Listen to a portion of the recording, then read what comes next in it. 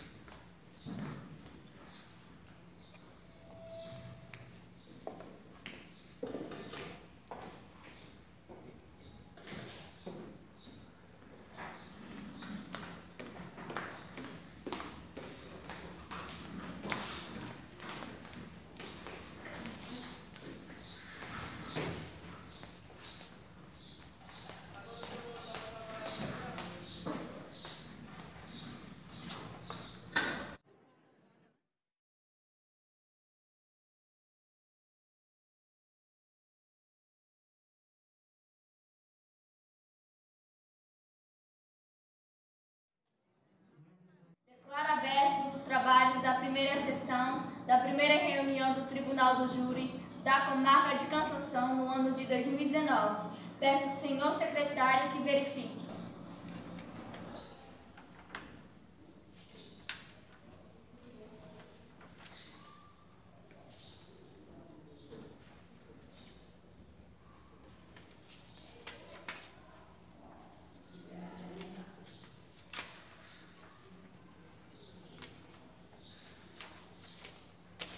Ok, senhora. Nesse momento, se não honestar os nomes dos jurados e analise os pedidos de dispensa e adiamento e conste-os em ata.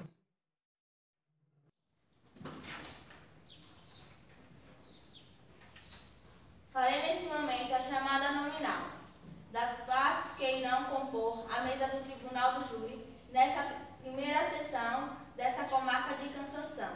Convidamos para entrar a senhora advogada de defesa, a senhora advogada de acusação e quem também o réu, Virgulino Ferreira Lampião.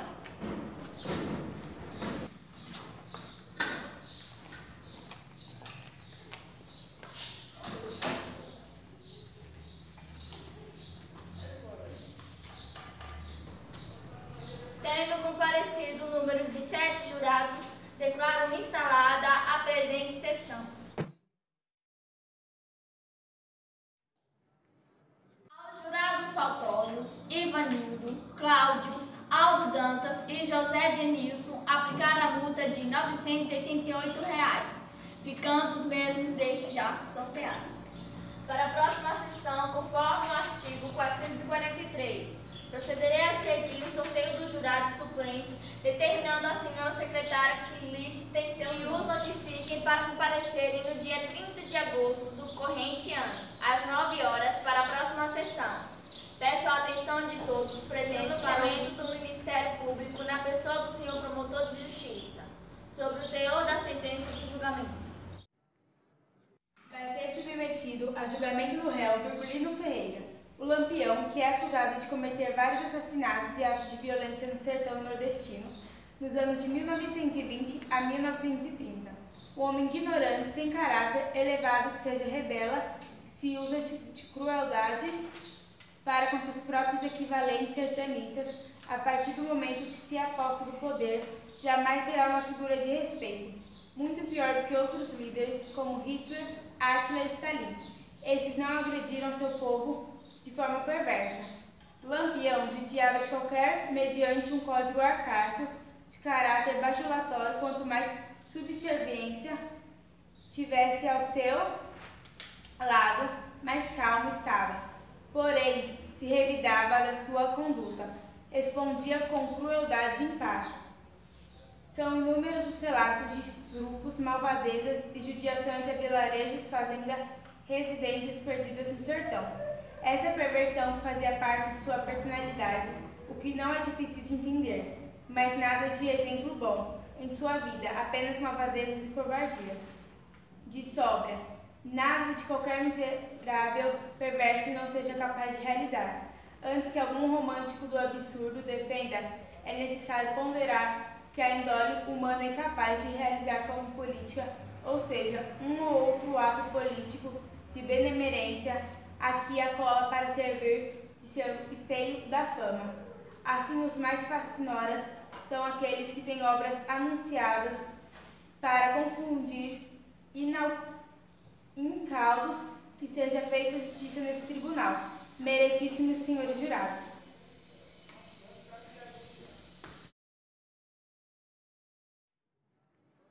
O sorteio dos 7 jurados que deverão ocupar o conselho de sentença.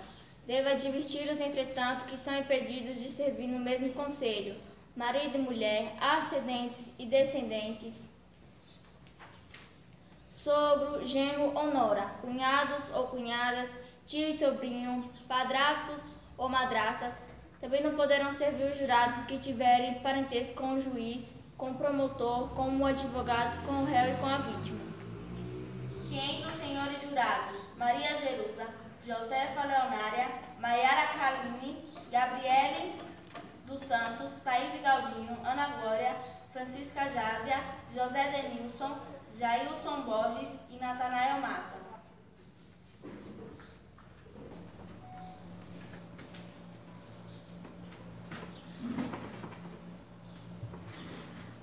Advirto-os, ainda que uma vez sorteados, não poderá comunicar-se com outro, nem manifestar sua opinião sobre o processo, pena de exclusão do conselho e de multa de a 10 salários mínimos. Procederemos agora ao sorteio dos jurados, a cada nome consultar as partes, iniciando-se pela defesa sobre recusas. Convidar os não recusados para tornar assento. Está formado o conselho de sentença. Farei a exaltação legal e a chamada. Cada um dos senhores deverá responder. Sim, prometo, todos de pé em nome da lei.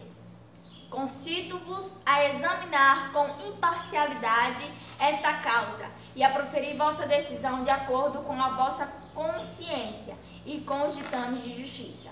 Podem sentar os senhores jurados, não sorteados. Estão dispensados com os nossos agradecimentos. Ao réu, de quem tem o direito constitucional de permanecer calado, mas se trata do momento próprio de dar a sua versão dos fatos. As pessoas que irão proferir o julgamento. Meus senhores jurados, eu fui o rei do cangaço, homem de má intenção na guerra. Contra os soldados, eu fui lutador e campeão, mas contra a seca e a miséria, não tive nenhuma opção. Sobreviver no meio da mata, passando fome, sede e perseguição. Não tive outra sorte. Na vida, eu sou Lampião, determinado, corajoso, valente, cabra macho e valentão, mas sei que o respeito e a devoção sempre esteve no meu coração. Peço perdão. Mereceis a todos que eu afrontei, matei, persegui e tenha compaixão de mim, senhores Pilatos, pelo crime que cometi. Meritíssima. Senhores e senhoras, Lampião sempre foi um bom marido, ajudava as pessoas mais pobres. Tenha piedade dessa pobre alma, que esteve ao lado dos mais humildes. Meritíssimo. Senhores jurados, senhores e senhoras, é lastimável que um grupo miserável, composto de elementos nocivos à sociedade, chefiado pelo célebre bandido Virgulino Ferreira da Silva, vulgo Lampião, que sendo nem piedade, pratique os maiores horrores, plantado o luto e a orfandade, não só neste estado, como estados vizinhos. Ainda existe nos sertões pernambucanos, não é preciso grandes históricos para relatar os fatos praticados pelo bandoleiro de Lampião, quando é bem conhecido de norte a sul do país pela empresa e as notícias espalhadas pelo bom senso. Portanto, considerando que os ferimentos produzidos pelo denunciados na de Antônio Maninho foram acusados eficiente da morte do ofendido por sua natureza e sede julgo procedente a denúncia para pronunciar como pronunciou os indivíduos. Virgulino Ferreira da Silva, vulgo Lampião, chefe de grupo bandoleiro, Sábio Gomes, Bubchef e os seus companheiros. Peço aos soldados que conduzam a primeira testemunha. Eu juro, meritíssima, falar a verdade, nada mais que a verdade, em nome de Deus e da justiça. Senhor, conte para nós como os cangaceiros do bando de Lampião se comportavam e agiam no sertão nordestino. Eles faziam do assassinato um ritual macabro. O longo punhal, de até 80 centímetros de comprimento, era enfiado com um golpe certeiro na base da clavícula. A popular saboneteira da vítima, a lâmina pontiaguda cortava a carne, seccionava artérias, perfurava o pulmão, trespassava o coração e, ao ser retirado, produzia um esguicho espetaculoso de sangue. Era um policial ou um delator. A menos na Caatinga é um morto a mais na contabilidade do cangaço. Quando não matavam, faziam questão de ferir, de mutilar, de deixar cicatrizes visíveis para que as marcas da violência servissem de exemplo. Desenhavam a faca com feridas profundas em forma de cruz na testa de homens. Desfiguravam o rosto de mulheres com ferro quente de marcar o gado. Tenho dito isso e tudo que eu sei, meritíssima. Satisfeito, meritíssima. Peço aos soldados que conduzam a segunda testemunha. Eu juro, meritíssima, a falar a verdade e nada mais que a verdade, em nome de Deus e da justiça. Pasmem, meus senhores e minhas senhoras, com o depoimento dessa testemunha com a senhora, descreveria os atos de Lampião e seus comparsas. Contaram-me desse bandido cruel e sanguinário, cujo ofício era tão somente viver aterrorizando os sertões e a Caatinga, matando pessoas inocentes e pobres, aliados de coronéis para ganhar proteção para realizar suas mais cruéis atrocidades, roubando das pessoas trabalhadoras, saqueando, obrigando os cidadãos trabalhadores a manter e alimentar o seu bando, composto por vagabundos, ignorante e cruel e fora da lei. O que tem isso de heroísmo? Sou nordestina e me sinto envergonhada da apologia de pessoas que não têm conhecimento sobre este bandido, que durante anos aterrorizou o Nordeste. Protesto, meritíssima. A testemunha está tentando manipular os senhores jurados e a plateia. Protesto aceito. Foram os cangaceiros que introduziam o sequestro em larga escala no Brasil. Faziam reféns em troca de dinheiro para financiar novos crimes. Caso não recebessem o resgate, torturavam e matavam as vítimas, a tiro ou punhaladas. A extorsão era outra fonte da renda. Mandavam cartas nas quais exigiam quantias astronômicas para não invadir cidades, atear fogo em casas e derramar sangue inocente. Ofereciam salvo-conduto com os quais garantiam proteção a quem lhe desse abrigo e cobertura. Os chamados coiteiros sempre foram implacáveis com quem atravessava o seu caminho. Estrupavam, castravam, aterrorizavam, corrompiam oficiais militares e autores civis, de quem recebiam armas e munição.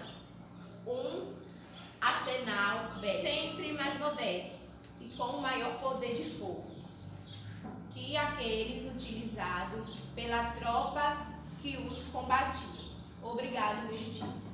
Peço aos soldados que conduzam a terceira testemunha.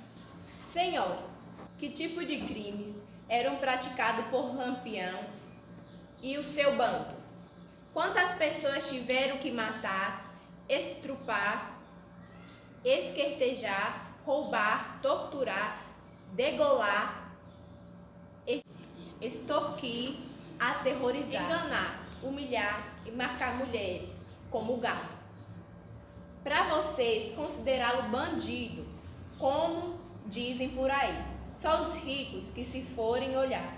Todos eles têm um passado ceboso, mas a maioria é pobre e honesto.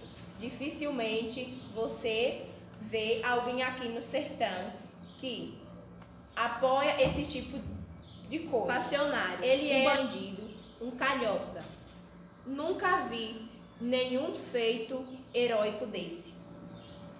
Meritíssima, veja só, na história do cangaço, e eu já li muito, pouca gente leu tanto sobre Lampião quanto eu. Não se encontra uma virtude nesse infame, até o período do governo militar. Os nomes mais leves usados para Lampião eram calhorda, ladrão, safado. Protesto, meritíssima. Ele não foi mau caráter. Ele foi representante de uma massa pobre, esquecida e abandonada pelo governo, nascido e criado na seca e na fome. Que opções ele tinha que acusar alguém? Acuse então o governo omisso que não dá a seu povo a oportunidade de crescer com educação familiar. O básico necessário é uma vida digna. Protesto, meritíssima. Protesto aceito. A violência é mais perversa e explícita, onde está o maior contingente de população pobre e excluída. Antes, o bandido se dava no campo. Hoje, o crime organizado é mais evidente na periferia do centro urbano. No sertão, os cangaceiros também eram minoria, mas nos dois casos, a população honesta e trabalhadora se vê submetida ao regime de terror imposto pelos bandidos que ditam as regras e vivem à custa do medo coletivo. Lampião sempre afirmou que entrou na vida de bandido para vingar o assassinato do pai.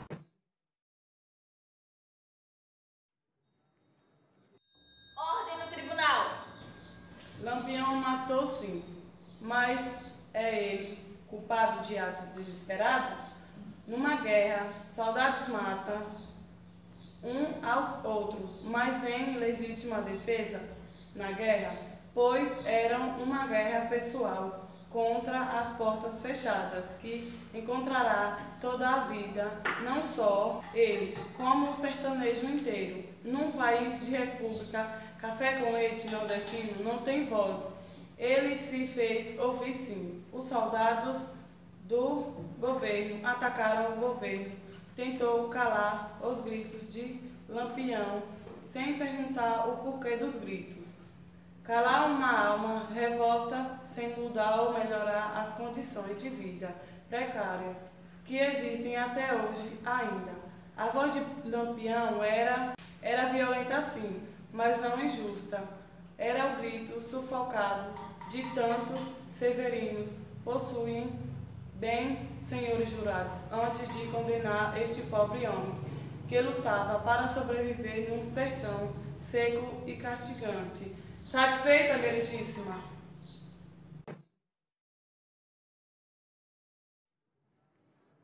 Meritíssima, falar a verdade, nada mais que a verdade, em nome de Deus e da justiça. Senhora, pergunto em que período teve início o movimento, o qual ficou conhecido em todo o Brasil como cangaço. Qual a sua origem? Virgulino Ferreira da Silva reinou na Caatinga entre 1920 e 1938. A origem do cangaço, porém, perde-se no tempo muito antes dele.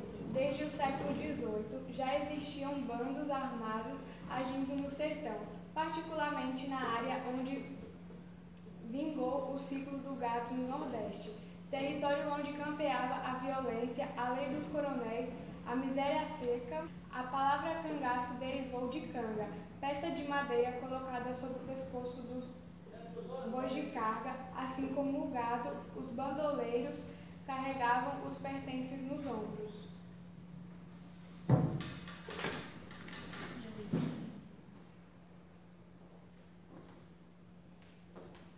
O que motivou Lampião entrar no cangaço? E o porquê de tanta violência? Sempre afirmou que entrou na vida de bandido para vingar o assassinato do pai, José Ferreira, condutor de animais de carga e pequeno fazendeiro com serra talhada. Pernambuco.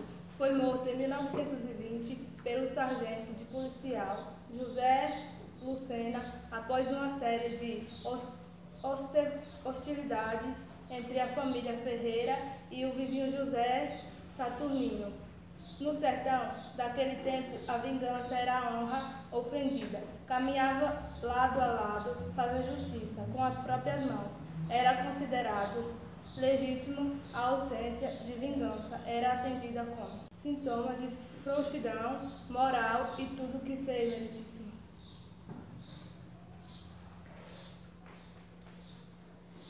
Conte, por favor, quando, onde e como foi o encontro de Lampião e do padre Cícero. Qual o objetivo deste encontro entre os dois? Ali estavam frente a frente pela primeira e única vez, Lampião e Padre Cícero, os dois maiores mitos de toda a história nordestina. Uma terceira figura mitológica era indiretamente responsável por aquele encontro inusitado. Luiz Carlos Prestes, o comandante da coluna Prestes, movimento militar guerrilheiro que desde o ano anterior superpenteava pelo interior do país, enfrentando as tropas do presidente Arthur Bernardes. Quando a marcha da coluna revolucionária rumou para o Nordeste, o governo federal não teve dúvidas, convocou os chefes políticos locais para formarem exércitos próprios e combater os rebeldes. Satisfeita, meritíssima? Meritíssima. Gostaria de saber da testemunha como Lampião se comportou diante do padre Cícero.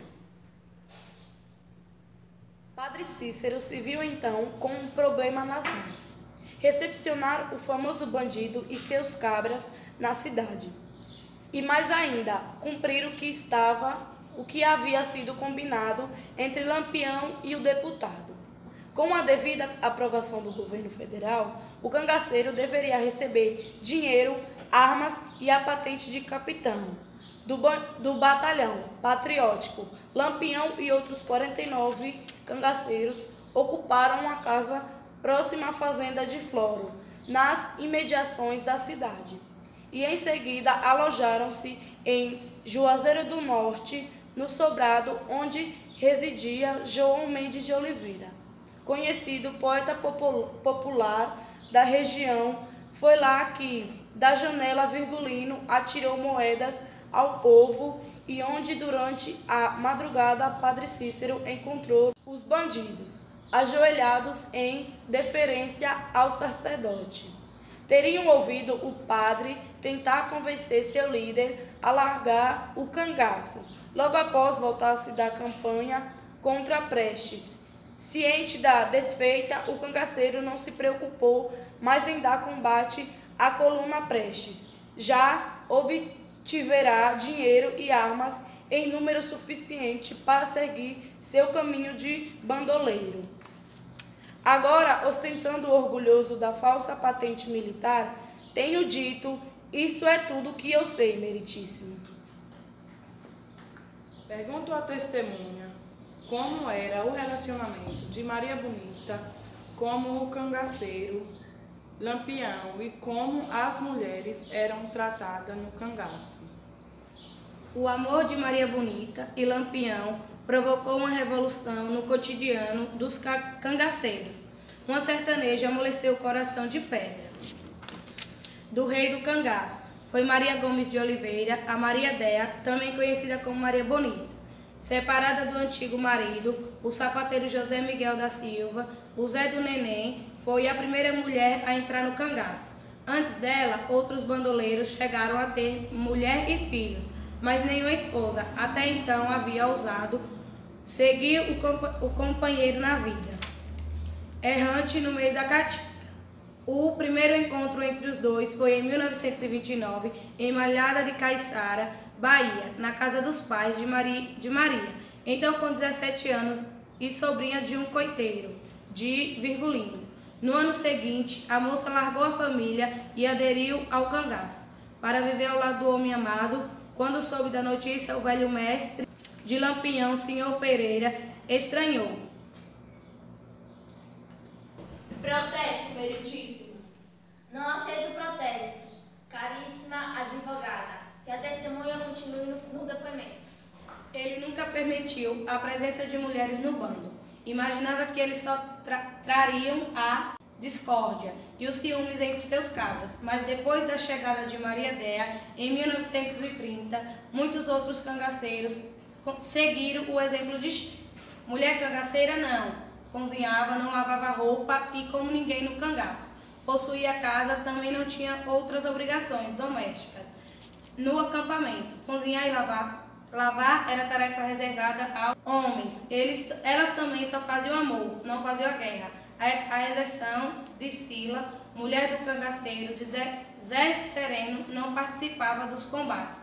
E com Maria Bonita não foi diferente. O papel que lhes cabia era o de fazer companhia aos seus homens. Os filhos que iam nascendo eram entregues para ser criados por coiteiros. Tenho dito, isso é tudo que eu sei. Entre a última testemunha. Para mim, meu pai foi um grande homem.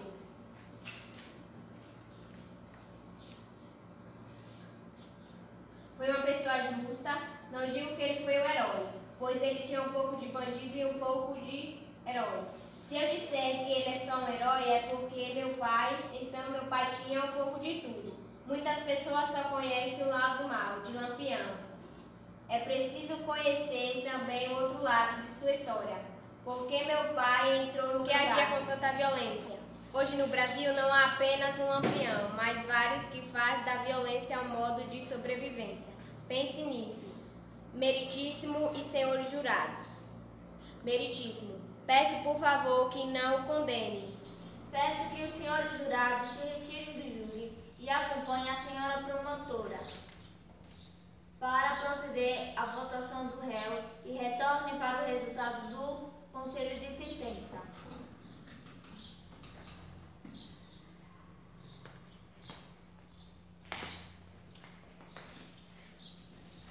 Ante o exposto, atendendo à decisão do Conselho de Sentença, julgo procedentes em parte a denúncia e a pronúncia, para, em consequência, condenar, absolver o acusado Virgulino Ferreira, Lampião, Maria Bonita e seu bando de cangaceiros ao cumprimento da pena privativa de liberdade de 50 anos de reclusão, em regime aberto e fechado, pela prática do crime previsto no artigo 121, capítulo do Código Penal.